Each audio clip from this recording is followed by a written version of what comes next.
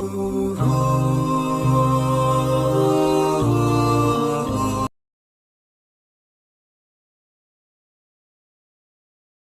اکثر اس بات کے اوپر بڑا دکھی ہوتا ہوں کہ اگر آپ ڈر رہے ہوں کسی مسلمان کو قرآن کی آیت پیش کرتے ہوئے تو ایک لمحے کے لیے سوچیں کہ وہ شخص مسلمان ہے بھی یا کہ نہیں، کہ جس کو آپ ڈریں کہ میں نے ابھی اگر اسے قرآن کی آیت پڑھ کے سنائی نا تو مجھ پہ فوراً گستاخی کا فتویٰ لگا دے گا۔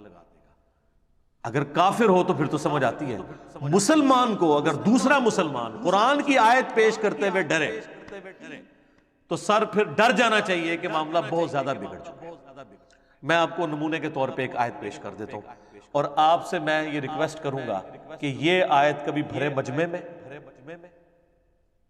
کبھی دوستوں کے اندر، کبھی اپنے خاندان کے لوگوں میں بیٹھ کے آپ اس آیت کو بیان کریں، اور اس کا ترجمہ جس مکتب فکر کے وہ ہے نا اسی کا ہی ترجمہ پڑھ کے آپ بتا دیں، اور پھر دیکھیں آپ کے ساتھ ہوتی کیا ہے۔ حالانکہ قرآن کی آیت ہے، ترجمہ بھی ان کے اپنے علماء نے کیا ہوا، خواہ احمد بریلوی صاحب کا ترجمہ اٹھا لیں، اشرفی تھانوی صاحب کا اٹھا لیں، جونا گڑھی صاحب کا اٹھا لیں، فتح محمد جلندری کا اٹھا لیں، سید فرمان علی شاہ کا اٹھا لیں، میں نے سارے فرقوں کے علماء کے نام دے دیے۔ یہ سنیں جی آیت، سورۃ الاعراف، آیت نمبر 188۔ اعوذ باللہ من الشیطان الرجیم، بسم اللہ الرحمن الرحیم۔ قل لا املک لنفسی نفعا ولا ضرا، اے نبی تم فرما دو کہ میں تو اپنی جان کے لیے بھی نہ کسی نفع کا مالک ہوں نہ کسی نقصان کا، الا ما شاء اللہ، ہاں مگر جو اللہ چاہے۔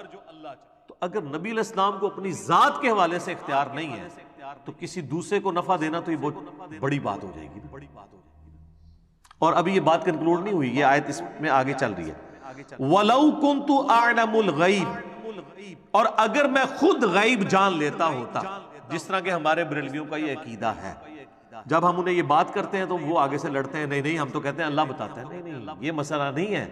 آپ یہ کہتے ہیں کہ اللہ تعالیٰ نے یک مشت سارا علم دے دیا ہوا، اب نبی علیہ السلام کو اللہ کو کنسلٹ کرنے کی ضرورت نہیں، وہ خود ہی حاصل کر لیتے ہیں۔ یہ نہیں ہم کہہ رہے ہوتے کہ آپ یہ کہہ رہے ہیں کہ وہ اللہ کی مدد کے بغیر حاصل کیا، نہیں، آپ کہتے ہیں سب کچھ مل گیا۔ یقین نہ ہے تو آپ اعلیٰ حضرت کا ترجمہ پڑھ لیں، الرحمن علم القرآن خلق الانسان علمہ البیان، اس کا ترجمہ انہوں نے کیا ہے کہ اللہ تعالیٰ نے انسانیت کی جان محمد صلی اللہ علیہ وآلہ وسلم کو پیدا کیا اور ما کان و ما یکون کا علم انہیں سکھا دیا۔ ما کان و ما یکون یعنی جو کچھ تھا اور جو کچھ ہوگا سب کا علم دے دیا۔ تو اب فرق صرف رہ گیا ذاتی عطائی کا۔ ویسے تو اعلیٰ حضرت کہتے ہیں الدولۃ المکیہ کے اندر، جو انہوں نے علم الغیب کے اوپر کتاب لکھی ہے، وہ کہتے ہیں جی انبیاء اور اللہ کے علم کا تو ایسا ہی فرق ہے جیسے ایک سمندر ہو اور دوسری طرف ایک قطرہ، کوئی اگر پرندہ اپنی چونچ میں لیتا ہے تو اتنا ڈیفرنس ہے، لیکن جب ڈیفرنس پوچھیں کہ جو اتنا بڑا ڈیفرنس ہے کہیں پھر جھلکنا تو چاہیے نا۔ تو جیسے ہی آپ یہ بات کریں کہ آپ نبی کے علم کو ناپ رہے ہیں، آپ تو بڑے گستاخ ہو گئے۔ ناپا تو آپ نے خود ہے، آپ نے کہا کہ سمندر اور قطرے کا فرق ہے، تو کوئی ہمیں موٹا سا فرق بتا دینا، تو فوراً گستاخی کا فتویٰ۔ اور یہاں پہ اللہ تعالیٰ کیا فرما رہا ہے، اے نبی تم فرماؤ اگر میں خود غیب جان لیتا ہوتا، یعنی میرے پاس یہ کمپیٹنسی ہوتی، یہ کوئی کمپیٹنسی نہیں ہے۔ جس طرح عورت کو یہ اختیار نہیں ہے کہ وہ اپنا دودھ اتار سکے جب تک وہ دوائی استعمال نہ کرے یا نیچرل اس کی پریگنینسی نہ ہو جائے، اپنے اختیار میں نہیں ہے اس کی۔ اسی طریقے سے کسی پیغمبر کے اختیار میں نہیں یہ چیز ہوتی کہ اسے کوئی غیبی خبر پتہ چل جائے جب تک اللہ تعالیٰ اس پہ ظاہر نہ کرتے۔ یہ کوئی کمپیٹنسی نہیں ہے جو آپ سیکھ لیں گے اور پھر آپ جب چاہیں فارمولہ لگائیں اور آگے رزلٹ نکلے، نہیں۔ اگر تم فرماؤ میں غیب جان لیتا ہوتا لَسْتَكْثَرْتُ مِنَ الْخَيْرِ، تو میں تو بہت خیر کثیر جمع کر لیتا۔ وَمَا مَسَّنِيَ السُّوءُ، اور مجھے کبھی کوئی تکلیف بھی نہ پہنچتی، یعنی اگر مجھے مستقبل کا خود پتا ہوتا تو مجھے تکلیف ہی نہ پہنچتی۔ بالکل نیچرل چیز ہے۔ اگر ایک شخص کو یہ پتا چل جائے کہ میں یہاں سے نکلوں گا اور فلاں روڈ اتنے بج کے اتنے منٹ پہ کراس کروں گا تو ایک ٹریلا مجھے نیچے دے دے گا، تو وہ تو نکلے گا نہیں، اپنا راستہ بدل لے گا۔ واقعی جس کو غیب کا علم ہو جائے تو اس سے تو کبھی بھی کوئی تکلیف نہیں پہنچ سکتی۔ اور یہ نبی علیہ السلام کے حوالے سے بات ہو رہی ہے، بابے کدھر، بابے کدھر، ہائے ہائے ہائے، اے نبی تم فرماؤ اگر غیب میں خود جان لیتا تو میں بہت سا خیر کثیر جمع کر لیتا، مجھے کبھی کوئی برائی نہ پہنچتی، مجھے کوئی تکلیف نہ آتی کبھی۔ ان انا الا نذیر و بشیر، میں تو نہیں ہوں مگر ڈر سنانے والا آخرت کا اور خوشخبری دینے والا جنت کی، لقوم یؤمنون، ان لوگوں کے لیے جو بات ماننا چاہیں۔ ویسے عموماً ترجمہ کر دیتے ہیں ایمان لانے والوں کے لیے، اصل میں اس کا ترجمہ یہ بنتا ہے جو بات ماننا چاہیں۔ ایمان والے وہی ہوتے ہیں جو بات مانتے ہیں، اور جو نہ ماننا چاہیں ان کے لیے قرآن میں کوئی ہدایت نہیں۔ سر یہ آیت آپ صرف ترجمہ اس کا پڑھ کے بتا دیں کسی مجلس کے اندر، اور 295C سے آپ ذرا بچ کے بتائیں مجھے۔ تو سر جس ملک میں، جس قوم کے سامنے، جس امت کے سامنے آپ اس امت کے پیغمبر کی کتاب کی ایک آیت نہ پیش کر سکیں تو سمجھ لیں کہ اس امت نے ابھی تک پیغمبر کو پیغمبر نہیں مانا، جیسا کہ ماننے کا حق ہے۔ اللہم لا تجعلنا منہم، رضیت باللہ ربا وبالاسلام دینا وبمحمد نبیا ورسولا، آمین صلی اللہ علیہ وآلہ وسلم۔ آگے چلیں، سورہ بنی اسرائیل میں اللہ تعالیٰ نے آیت نمبر 56 اور 57 میں یہ مقدمہ مزید کھول کر بیان کیا، جس کے بعد کوئی گنجائش ہی نہیں رہ جاتی۔ یہ چند لاجواب کر دینے والی آیات میں سے ایک آیت کا پورشن ہے۔ قُلِ ادْعُوا الَّذِينَ زَعَمْتُم مِّن دُونِهِ، اے نبی تم فرما دو کہ جن ہستیوں کے بارے میں تمہارا زعم ہے نا اللہ کے سوا، تو انہیں پکار کے دیکھ لو، پکارو۔ فَلَا يَمْلِكُونَ كَشْفَ الضُّرِّ عَنْكُمْ وَلَا تَحْوِيلًا، نہ تو وہ کوئی تم سے تکلیف دور کر سکیں گے نہ بدل سکیں گے۔ وہ کہتے ہیں نہیں جو بندہ 11ویں دیتا ہے نا تو یا تو اس کی تکلیف دور ہو جاتی ہے یا وہ بدل کے کسی دوسرے پر ڈال دیتے ہیں، پھیر دیں دینے دشمنال پھیر دیں دینے۔ اللہ نے پھر دسیا ہے کہ نہ کوئی دور کر سکتا ہے نہ پھیر سکتا ہے۔ اولئک الذین یدعون یبتغون الی ربہم الوسیلہ، اور جن کو تم پکار رہے ہو نا مدد کے لیے وہ تو خود اپنے رب کو پکارتے ہیں۔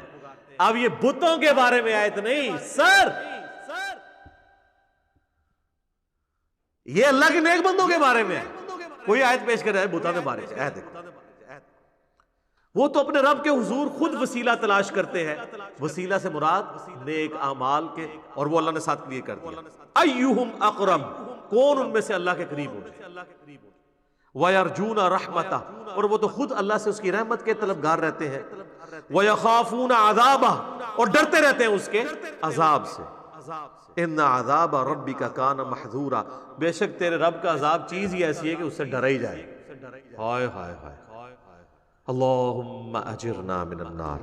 اچھا یہ آیت ایسی ہے کہ اس کے کانٹیکسٹ میں ایک حدیث ہے بخاری اور مسلم میں، یہ کہتے ہیں کہ ہمیں شان نزول بھی ساتھ بتایا کریں، سوڑ لو پھر شان نزول۔ اسی آیت کا شان نزول بخاری اور مسلم دونوں میں عبداللہ ابن مسعود کہتے ہیں یہ آیت ان جنات کے بارے میں نازل ہوئی تھی کہ جو جنات کلمہ پڑھ کے مسلمان ہو گئے تھے لیکن کافر جب جنگلوں میں جاتے تھے نا تو انہی جنات کی پناہ حاصل کرتے تھے، یعنی جب کسی جنگل میں جاتے تھے تو کہتے تھے اس جنگل پہ جس جن کی حکومت ہے نا ہم اس کی پناہ میں آتے ہیں کہ وہ ہماری مشکل کشائی کرے۔ تو اللہ تعالیٰ فرما رہا ہے وہ تو خود اللہ کے ساتھ ایمان لا کر اللہ کی طرف متوجہ ہیں، اور یہ اتنے جانور ہیں یہ لوگ، اولئک کالانعام بل ہم اضل، کہ آج تک انہی کو پکار رہے ہیں۔ اور سورہ جن میں تو آتا ہے نا کہ وہ جن گفتگو کرتے ہوئے کہتے ہیں کہ جنات کی سرکشی میں اضافہ اس لیے ہوا ہے کہ لوگوں نے ان کو مدد کے لیے پکارنا شروع کر دیا، تو ان کو بھی اپنی ویلیو پتہ لگ گئی، اور خام خواہ پھوڑنی چاہ گئے۔ تو یہ آیت کے کانٹیکسٹ میں بخاری مسلم دونوں میں حدیث ہے کہ یہ ان جنات کے بارے میں ہے جو خود مسلمان ہو چکے تھے، یعنی یہ بتوں کے بارے میں نہیں ہے۔ اس میں من دون ہی بھی آ گیا، جو کہتے ہیں من دون اللہ جو ہے نا وہ بت ہوتے ہیں، من دون اللہ انبیاء بھی ہیں، پیغمبر، فرشتے، اولیاء اللہ، جنات، انسان سب ہیں جب انہیں اللہ کے مقابلے میں کھڑا کر دیا جائے۔ جس طرح میں نے پچھلی دفعہ عیسیٰ ابن مریم کے حوالے سے بتایا تھا سورۃ المائدہ کی آیت نمبر 75 میں، انہیں بھی من دون اللہ کہا گیا، اور ساتھ کہا گیا وہ نہ تمہارے نفع کے مالک ہیں نہ نقصان کے۔ اور سر سورۃ الانعام اور سورہ یونس میں وہ آیت تھوڑے سے فرق کے ساتھ ریپیٹ ہوتی ہے، وَإِن يَمْسَسْكَ اللَّهُ بِضُرٍّ فَلَا كَاشِفَ لَهُ إِلَّا هُوَ، اگر اللہ کسی کو پکڑ لے مصیبت میں، اسے تکلیف میں ڈال دے تو اس کو پھر کوئی دور نہیں کر سکتا سوائے اس کا۔ وَإِن يَمْسَسْكَ بِخَيْرٍ، اور اگر اللہ تعالیٰ کسی کے لیے ارادہ کر لے خیر کا، فلا راد لفضلہ، تو پھر اللہ کے فضل کو کوئی دور نہیں کر سکتا، کوئی نہیں دور کر سکتا، کسی سے کوئی چیز چھین نہیں سکتا۔ اور اسی کو نبی علیہ السلام نے بھی ٹرانسلیٹ کیا، جو بخاری مسلم دونوں میں حدیث ہے۔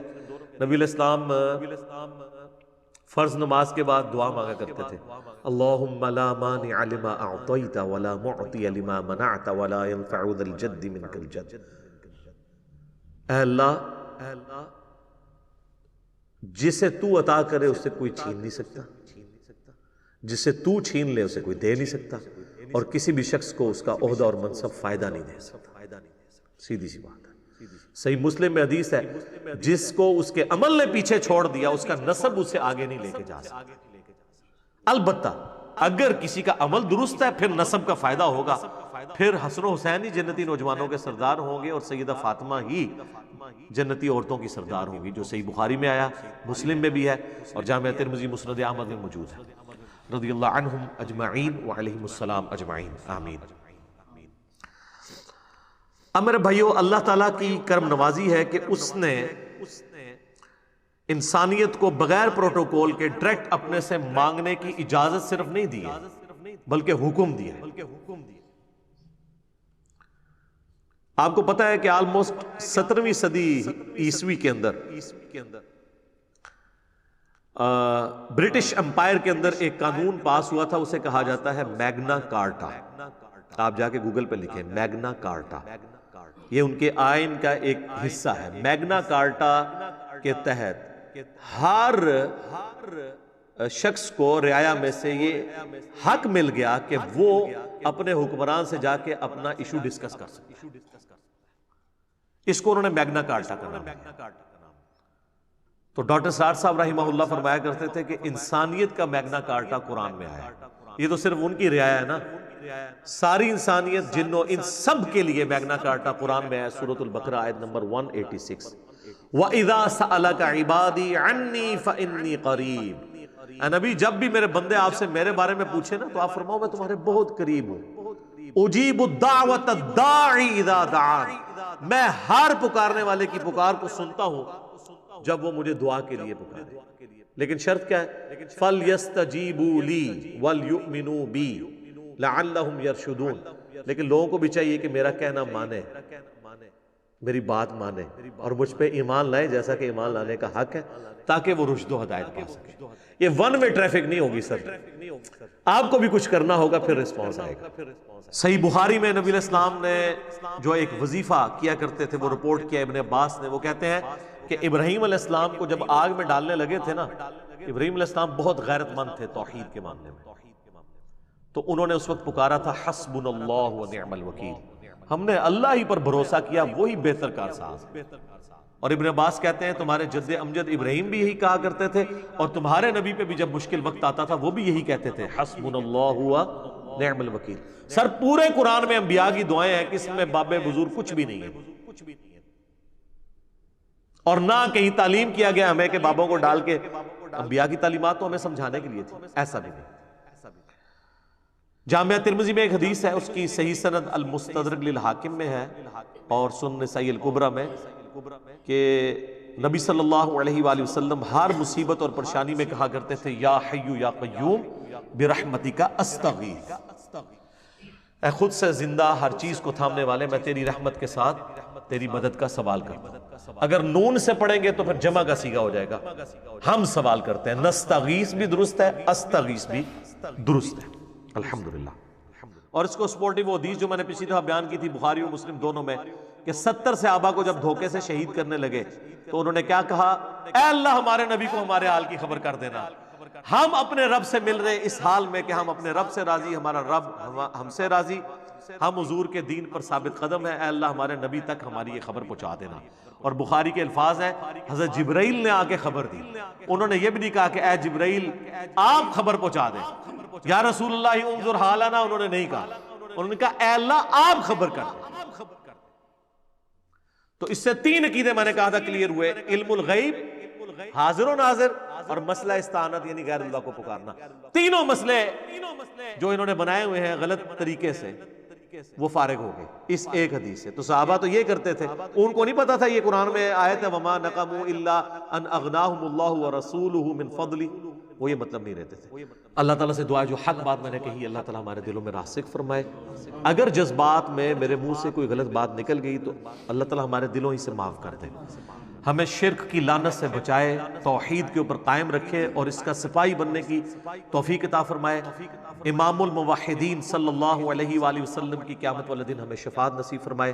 سبحانک اللہم وبحمدک، اشہد ان لا الہ الا انت، استغفرک واتوب الیک، وما علینا الا البلاغ المبین۔ جزاکم اللہ خیرا۔